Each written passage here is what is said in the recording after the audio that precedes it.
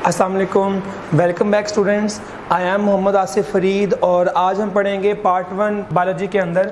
हमने शुरू किया है चैप्टर 4 और इसका नाम है द सेल। और आज का जो टॉपिक है हमारा वो लॉन्ग क्वेश्चन है माइटोकॉन्ड्रिया का। Right a note on structure and function of mitochondria. तो आपको डायग्राम भी दिख रही है माइटोकॉन्ड्रिया की, जो आप जानते हैं कि ये साइटोप्लाज्म के अंदर होता है और ये फ्री फ्लोटिंग ऑर्गेनल है। तो ये चीज़ें हम पहले पढ़ चुके हैं। हमारा टॉपिक था साइटोप्लाज्म का। वहाँ आपको मैंने गाइड किया था कि जो माइटोकॉन्ड्रिया होता है ये एक फ्री फ्लोटिंग ऑर्गेनल है। तो अगर माइटोकॉन्ड्रिया की बात करें तो सबसे पहले जो चीज़ हमारे माइंड में आती है वो ये है कि ये पावर हाउस ऑफ सेल है। तो आप जानते हैं कि हम जो एटीपी होते हैं, एक सेल को एटीपी जो है उसकी रिक्वायरमेंट पूरी करना, एटीपी की जो नीड है एक सेल की उसको पूरा करना, ये जिम्मेदारी है माइटोकॉन्ड्रिया की। तो माइटोकॉन्ड्रिया क्योंकि एटीपी प्रोवाइड करता है सेल को, तो हम इसको बोलते हैं ये पावर हाउस ऑफ सेल है। तो आपने याद रखना है कि सारे ऑर्गेनल में से कौन सा ऑर्गेनल है जिसको आप बोलते हैं कि ये पावर हाउस ऑफ सेल है, तो वो माइटोकॉन्ड्रिया है। अगर आप माइटोकॉन्ड्रिया को ऑब्जर्व करते हैं कंपाउंड माइक्रोस्कोप में, तो आप जानते हैं कि जो हमारे पास एडवांस माइक्रोस्कोप है वो इलेक्ट्रॉन माइक्रोस्कोप है। लेकिन अगर आप माइटोकॉन्ड्रिया को ऑब्जर्व करें कंपाउंड माइक्रोस्कोप में, तो आपको देखने में लगता है कि जैसे ये रॉड लाइक है, या ये फिलामेंटस है, या ये वेजिकल एक राउंड एक सैक एक थैली की तरह है, एक वेजिकल की तरह है। तो आपको याद रखना है कि जो कंपाउंड माइक्रोस्कोप है उसके नीचे माइटोकॉन्ड्रिया कैसा दिखता है। और अगर हम इसको देखें इलेक्ट्रॉन माइक्रोस्कोप के नीचे, तो इसका जो स्ट्रक्चर है वो काफ़ी कॉम्प्लेक्स दिखता है, जैसे मैंने डायग्राम में ड्रॉ किया है। तो ये इलेक्ट्रॉन माइक्रोस्कोप जो है, इलेक्ट्रॉन माइक्रोस्कोप जो है, ये उसका इमेज जो है उस तरह का हमने ड्रॉ किया है, इसका स्केच। तो अगर हम इसको ऑब्जर्व करें अंडर द इलेक्ट्रॉन माइक्रोस्कोप, तो हमें देखने को मिलता है कि जो माइटोकॉन्ड्रिया है उसके अंदर दो मेम्ब्रेन्स हैं, उसमें डबल मेम्ब्रेन बाउंड ऑर्गेनल है। तो अगर आप डायग्राम में आए, तो अगर आप डायग्राम के अंदर आए तो आपको दिख रहा है कि जो माइटोकॉन्ड्रिया है उसकी दो मेम्ब्रेन्स है। एक आपको दिख रही है बाहर वाली, तो जो बाहर वाली है वो आपको दिख रही है स्मूथ मेम्ब्रेन, और जो आपको दिख रही है इनर वाली वो आपको दिख रहा है कि वो रफ है और वो बना रही है इनफोल्डिंग्स। तो माइटोकॉन्ड्रिया जो है उसकी दो मेम्ब्रेन है, आउटर जो है वो स्मूथ है और जो इनर जो है वो बना रही है इनफोल्डिंग्स। तो ये जो इनफोल्डिंग्स है इनका नाम है क्रस्टी। तो यहाँ आएंगे हम, तो हमने यहाँ पे लिखा है कि जो इलेक्ट्रॉन माइक्रोस्कोप है वो शो करती है कि जो माइटोकॉन्ड्रिया है वो एक डबल मेम्ब्रेन बाउंड ऑर्गेनल है। तो वो जो दो मेम्ब्रेन्स हैं उसके अंदर जो आउटर मेम्ब्रेन है वो स्मूथ मेम्ब्रेन है और जो इनर मेम्ब्रेन है वो बना रही है इनफोल्डिंग्स। और मैंने आपको बताया कि जो इनर मेम्ब्रेन बना रही है infoldings, they are called as the cristae. तो अगर हम आगे चलें तो हमें दिख रहा है यहाँ पर इनर, मैंने दोबारा लिखा है इसको यहाँ पर, तो इनर मेम्ब्रेन जो है वो बना रही है infoldings and they are called as cristae.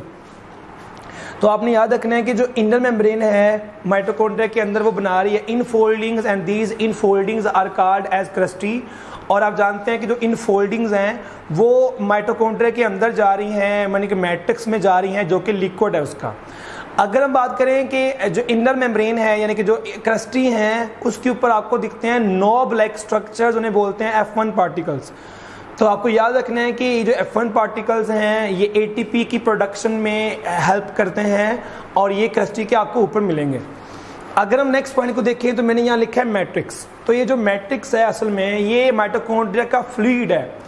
तो जो माइटोकॉन्ड्रिया की डायग्राम के अंदर लिक्विड होता है उस लिक्विड का नाम है मैट्रिक्स। तो मैंने यहाँ लिखा है the fluid of mitochondria is called matrix. और ये जो मैट्रिक्स है, अगर आप डायग्राम को देखें तो डायग्राम के अंदर आपको दिख रहा है कि ये जो आपको दिख रहा है ये क्रोमोसोम है, ये डीएनए दिख रहा है आपको, और ये राइबोसोम दिख रहे हैं। तो माइटोकॉन्ड्रिया एक ऐसा ऑर्गेनल है जिसके अंदर आपको एडिशनल डीएनए मिलेगा और यहाँ आपको राइबोसोम मिलेंगे।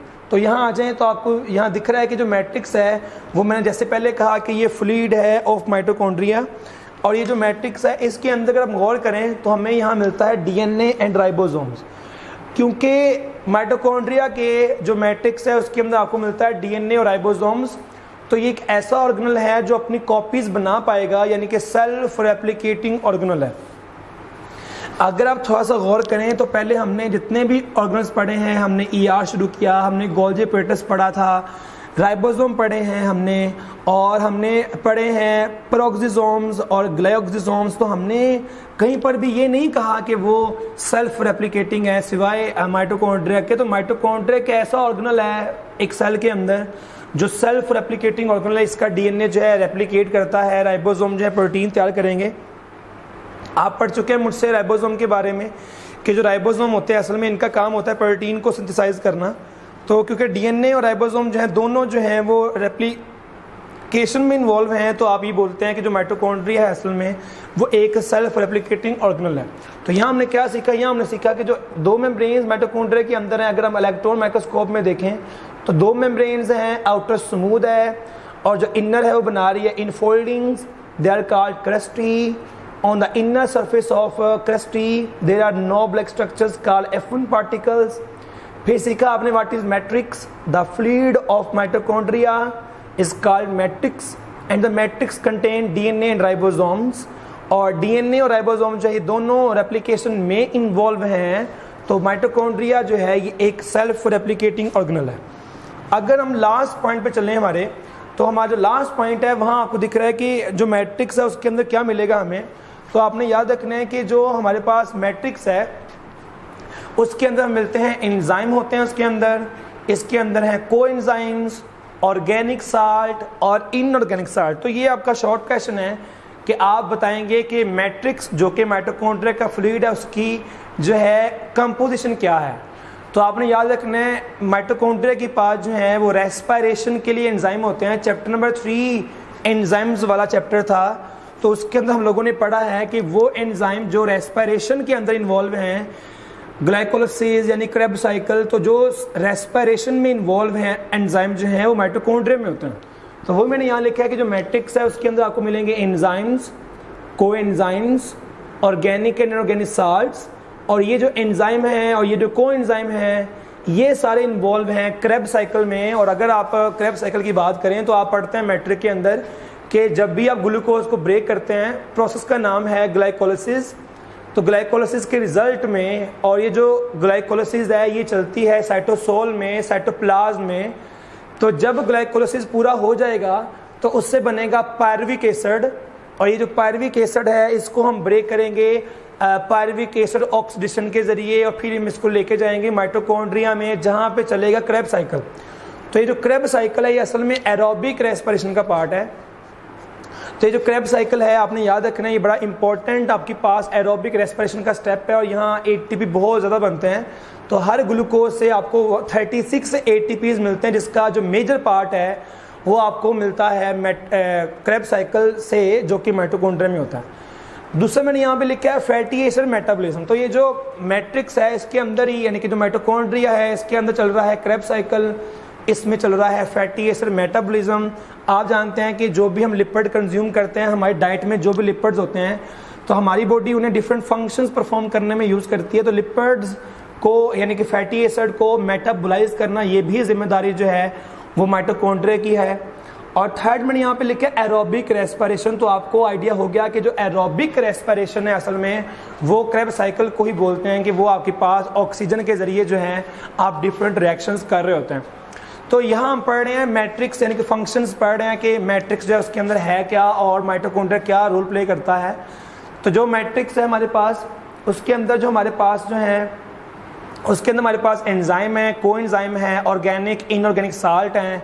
और ये जो चीज़ें हैं ये बहुत ज़्यादा इंपॉर्टेंट हैं क्रेब साइकिल चलाने के लिए, फैटी एसिड के मेटाबॉलिज्म के लिए और एरोबिक रेस्पिरेशन के लिए। अगर हम नेक्स्ट फंक्शन की तरफ जाएं, जैसे हमने शुरू में देखा था कि जो माइटोकॉन्ड्रिया है वो पावर हाउस सेल है, तो हमने देखना है पावर हाउस सेल क्यों है। तो याद रखना है जो फूड है हमारे पास, जो भी फूड खाते हैं हम लोग, उस फूड में से उसको ब्रेक करके ग्लाइकोलाइसिस के ज़रिए, क्रेब साइकिल के ज़रिए, तो उस फूड में से हम एनर्जी को E4 एनर्जी, हम उस फूड में से एनर्जी को एक्सट्रैक्ट करते हैं और हम उससे ATP तैयार करते हैं। और जो ATP है ये आप जानते हैं पहले से कि एनर्जी करेंसी है हमारी बॉडी की। तो हमारे जो सेल्स होते हैं, हमारी जो बॉडी होती है वो सिर्फ ATP को जानती है। ATP एनर्जी करेंसी है हमारी बॉडी की। तो ये ATP जो हैं वो आपके सेल्स में रहेंगे, पड़े रहेंगे। एक ग्लूकोज को ब्रेक करने से हमें 36 ATPs मिलते हैं। और ये जो ATP है ये रेडीमेड होते हैं, रेडी पड़े होते हैं फॉर द रिएक्शन। जब भी आपको नीड पड़ती है एटीपी की, तो एनर्जी की नीड पड़ती है, तो एटीपी जो है आपको एनर्जी प्रोवाइड करेगा। एटीपी के अंदर 3 फॉस्फेट होते हैं, हम जानते हैं पहले से, एडिनोसिन ट्राइफॉस्फेट। और ये जो 3 फॉस्फेट है ये हाई एनर्जी बॉन्ड है, तो जब भी हमें एनर्जी रिक्वायर्ड होगी तो हम एटीपी में से एक फॉस्फेट निकाल देंगे। तो जब आप एटीपी से एक फॉस्फेट निकाल देंगे तो बन जाएगा एडीपी, और जब आप एडीपी से भी एक और फॉस्फेट निकाल देंगे तो बन जाएगा एएमपी। तो मतलब ये है कि जो फूड हमने खाई है, यूज़ की है, उसकी एनर्जी से हमने तैयार किया एटीपी, और एटीपी को जब आप यूज़ करेंगे तो वो स्पेंट एनर्जी को आप बोलेंगे एडीपी। तो मैंने बताया आपको एटीपी हाई एनर्जी मॉलिक्यूल है, एडीपी के अंदर एक फॉस्फेट कम है, ये डाइफॉस्फेट है, और एक फॉस्फेट जो है आप यूज़ कर चुके हैं रिएक्शन करने के लिए। तो वो जो एटीपी आपके पास पढ़ते जाएंगे, रहते जाएंगे, तो आपने याद रखना है जब भी हम एटीपी ज़्यादा कंज्यूम करते हैं तो उतने ज़्यादा क्या बन रहे होते हैं, एडीपीज़। और ये जो एडीपी हमारी बॉडी में, हमारे सेल्स में आते जाएंगे, इनको फिर से कन्वर्ट करना पड़ेगा एटीपी के अंदर। तो ये भी जिम्मेदारी जो माइटोकॉन्ड्रिया की होती है कि जब हमारे पास एटीपी रहते जाएंगे तो हम उसको वापस कन्वर्ट कर देंगे एटीपी के अंदर। तो आपने गौर किया होगा सेकंड थर्ड फंक्शन में कि हम लोग जो माइटोकॉन्ड्रिया है वो असल में एटीपी जो है वो प्रोड्यूस कर रहा है, और जब एडीपी बन जाएगा तो उस एडीपी को फिर से कन्वर्ट बैक करेगा एटीपी में। तो इसका फंक्शन जो है वो एनर्जी के सोर्स में है, इसीलिए हम माइटोकॉन्ड्रिया को बोलते हैं कि ये पावर हाउस सेल है। तो ये आपको फंक्शन याद रखने हैं कि मैट्रिक्स के अंदर ये जो एंजाइम है ये इन्वॉल्व है क्रेब्स साइकिल में, ये इन्वॉल्व है फैटी एसिड मेटाबॉलिज्म में, ये इन्वॉल्व है एरोबिक रेस्पिरेशन में। फिर सीखा हमने कि फूड से आपको मिलेगी एनर्जी, जिसको आप क्या करेंगे, जिससे आप एटीपी तैयार करेंगे जो रेडी होगा रिएक्शन के लिए। और फिर सीखा आपने कि जो एनर्जी आप यूज़ कर लेंगे, स्पेंट एनर्जी जो है जो कि एडीपी की फॉर्म में है, उससे हम कन्वर्ट करेंगे वापस एटीपी में। तो आज हमने क्या सीखा, आज का जो हमारा टॉपिक था वो था अबाउट द माइटोकॉन्ड्रिया। तो हमने शुरू किया कि जो माइटोकॉन्ड्रिया है वो पावर हाउस ऑफ सेल है। फिर हमने इसको देखा अंडर द कंपाउंड माइक्रोस्कोप कि ये रॉड शेप है, फिलामेंटस है, वेजिकल टाइप का है। फिर हमने इसको ऑब्जर्व किया अंडर द इलेक्ट्रॉन माइक्रोस्कोप कि ये डबल मेम्ब्रेन बाउंड स्ट्रक्चर है, आउटर मेम्ब्रेन इसकी स्मूथ है, इनर जो है बना रही है इनफोल्डिंग्स। फिर सीखा हमने कि जो इनर की इनफोल्डिंग्स है उनका नाम क्रस्टी है, और क्रस्टी के ऊपर आपको मिलते हैं knob like structures F1 particles जो एटीपी बनाने में इन्वॉल्व हैं। फिर सीखा आपने कि मैट्रिक्स क्या चीज़ है, तो fluid of mitochondria is called as matrix. फिर हमने सीखा कि मैट्रिक्स की कंपोजिशन क्या है, तो डीएनए एंड राइबोसोम जो है वो मैट्रिक्स की कंपोजिशन है। फिर हमने लास्ट पे सीखा था कि जो माइटोकॉन्ड्रिया है, जो मैट्रिक्स है, उसके अंदर एंजाइम है, को एंजाइम है, जो कि इन्वॉल्व है हमारे पास क्रेब्स साइकिल में, फैटी एसिड मेटाबॉलिज्म में, एरोबिक रेस्पिरेशन में। फिर आपने सीखा कि जो फूड है उसमें से एनर्जी निकाल के एटीपी तैयार करना जो कि अवेलेबल है फॉर द रिएक्शंस, और स्पेंट एनर्जी जो एडीपी की फॉर्म में है उसको कन्वर्ट बैक करना एटीपी में। ये जिम्मेदारी माइटोकॉन्ड्रिया की है। That is all about my lecture. Wish you all the best. अल्लाह हाफिज़।